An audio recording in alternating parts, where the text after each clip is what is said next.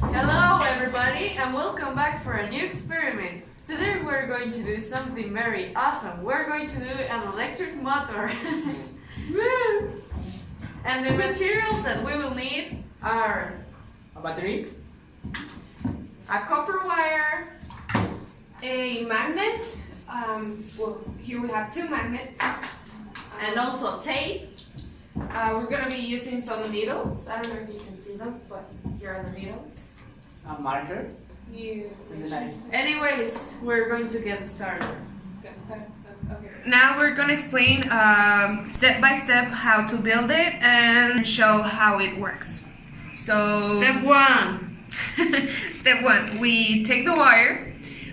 Here we have like the normal one, and we use a marker, right, to give shape to the wire and have this round thing.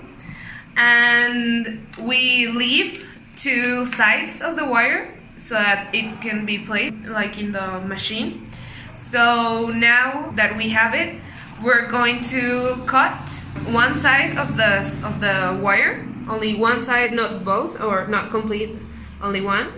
And then we have prepared clay that we're gonna put on the table so that we can place the battery over it, and that way it won't move. So now we have like the base. We are gonna take the needles and put some tape in them so that finally that they have the tape, we can put them in each side of the battery and place it so that it won't move and it stays. Also, we have been using like our hands or fingers to give them more like, I don't know, strength and help them not to move. So we're taking more tape for the other needle. Just like that, we place it on the other side because we need to have both sides. So while we were doing that, we were supposed to be cutting the sides of the wire.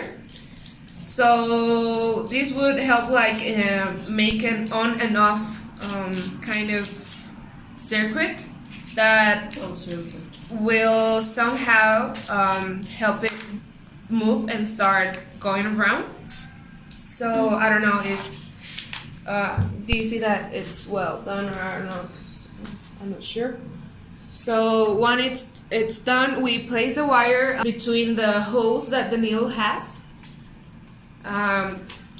We try to be careful in this side because maybe if the battery is new and we haven't and we leave it there, the wire tends to heat and it will be kind of hot. Nothing to worry about, but it might happen. And finally, once we have it placed, we place the magnet in between, and it's supposed to be moving, but the needles are a little down.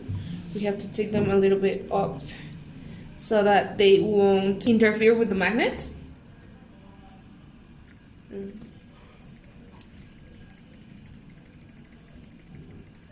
Now, it is important to explain what happened in the experiment with Maxwell's equations. In this case, when we're going to evaluate Faraday's law of induction, that states that in a closed coil loop of wire, a change in the magnetic environment of the coil causes a voltage or electromotive force to be induced in the coil. The equation that is given can be interpreted as the faster the magnetic field changes, the greater will be the voltage in the circuit. The direction of the change in the magnetic field determines the direction of the current. We can increase the voltage by increasing the number of loops in the circuit.